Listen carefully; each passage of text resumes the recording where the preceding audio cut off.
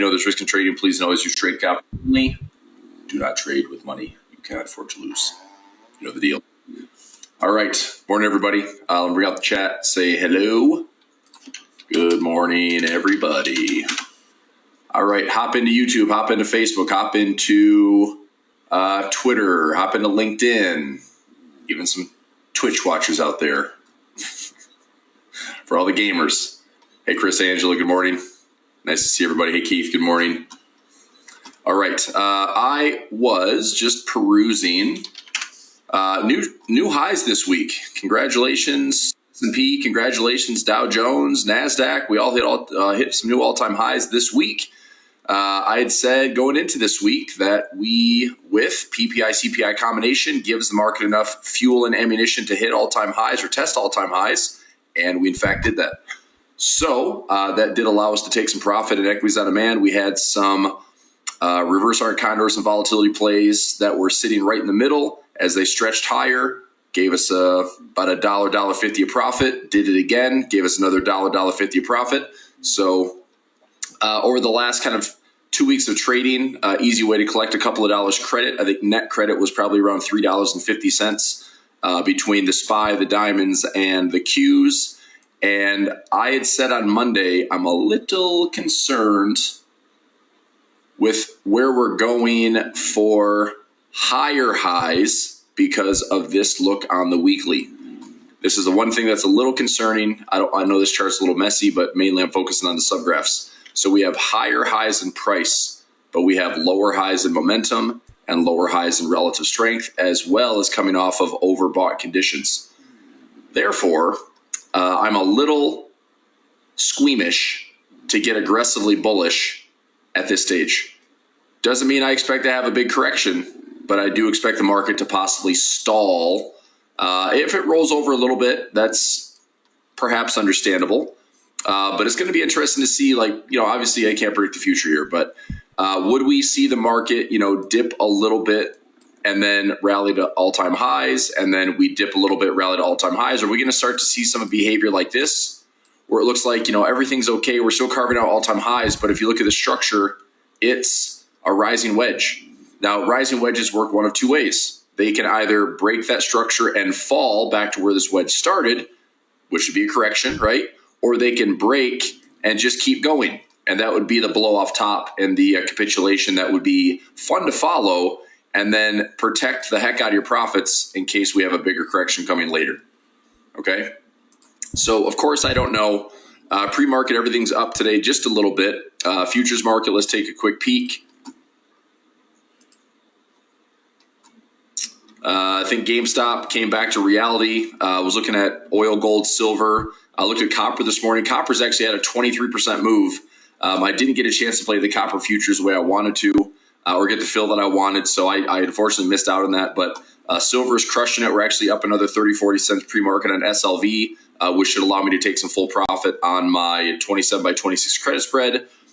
Futures-wise, up a little bit on the Dow Jones, 0.04, S&P up 0.08, NASDAQ 0.16, gold up almost 0.5%, silver crushing it, 1.67%, and freaking go, silver. You can go. You go, girl. I think that's Raven, right? That's a Raven. No, I want silver to run. I think the measure move at 35 bucks is good. I was looking for SLV to do the same thing.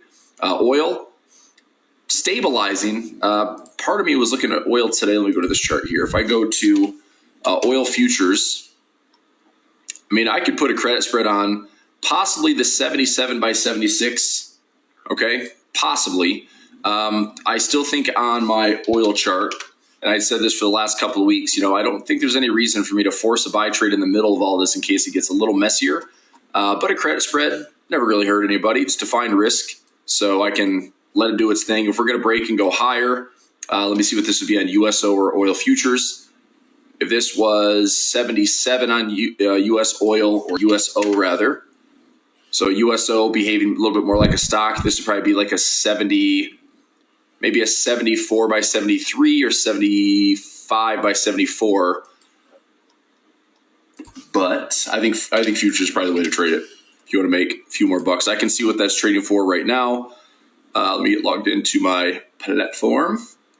And had an interesting day yesterday. Grabbed a little single day butterfly in the SPX that I did make over 100% of the position, but man, it offered a lot more than that. I took a screenshot at the end of the day. Let me see if this is shot. I know the numbers are small, but I'll just read it off to you. SPX, and I put this little $5 wide butterfly. I only did that because it cost me 25 bucks. Actually, it cost me 30 bucks. So I paid $30 for the move. This was at the end of the day, paying $1.90. $1.90. Now, granted, I was within $2 of my actual pin price, which is how I got that profit. So it shows the mid at 235. So realistically, I should have been able to close out for that trade around $2. I didn't. The trade, an hour and a half before closing bell and grabbed 65 cents. So, making 35 cents out of a 30 cent move per contract, that's 116%. I'll take that anytime intraday. But it's obviously exciting to have, let's say the bid is $1.90 out of a 30 cent move. How about making 630%? Pretty freaking sweet. But you had to be dead on. Why did I guess that? Why would I put that trade on? Because I've got some software that lights up with these gamma levels and some of these big open interest levels. And the SPX was showing me 5,300 all day, started to fill up more and more and more. The SPY was showing me, 530 as well. Actually, it was slightly lower than that, like 520. What was the level yesterday? Around 529 yesterday. And they both hit them hard at the end of the day. So it was really, really nice to get that trade. Like I said, I protect the profit on it. That's fine. But, no complaints on turning 30 cents a contract into 35 cents profit, right? All right, let's go to oil futures, and then let's give an official shout out and good morning to everybody. Steve, good morning. Ruth, good morning. Ruth Ann, good morning. David, good morning. Jacob, good morning. Gary, what's happening, sir? Catherine, Willard, nice to see you. Denise, good morning. All right, good morning, everybody. Have you all here. Very nice, very nice. Oil futures, if I wanted to go out to 30 to 45 days, I probably opt for there's a quarterly expiration here in June. Let's just see what it looks like. Let's go CL, should be oil futures. Right down here. Here we go. Light sweet crude. See where my cycles can go out. So I can go out 28 days or 61 days. Let's try a 28-day cycle and look at the feed again. So I want this to be below around 77. I think 77 by 76 is tightish. That's still within the expected move. If I did a simple credit spread, I don't love the risk reward. I'd collect 15 cents on the futures contract, make about 140, 150 bucks, risking double that. If I wanted to move it out of the way, I'd collect less, but let's see if we stayed below 76.50. That's about a third of the strike. So you're collecting $130 on a $5 wide move. What would that be? If it was 130 divided by 500, about 26%. That's about right. And that level is pretty decent. If you had a 76.50 as your kind of line in the sand, that is below both of these recent lows. So that's not a terrible play, but do I like it enough to take the trade? I don't think so. Probably not. Keith says Scotty Scheffler was arrested trying to get to the golf course earlier. Something about trying to divert around a trap. Pretty sure Scotty Scheffler will still make the tee time. Maybe it's all a big misunderstanding.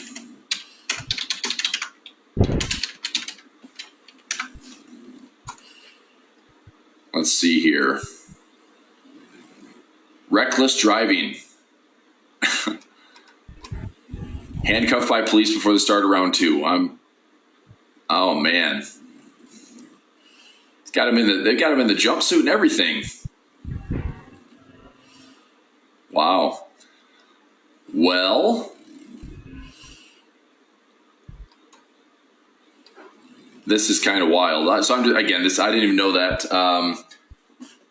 Charges of second-degree assault of a police officer, third-degree criminal mischief, reckless driving, and disregarding traffic. That's according to ESPN.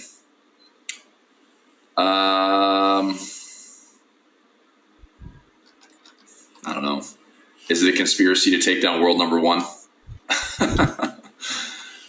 And plans to be at the course. No, that's wild.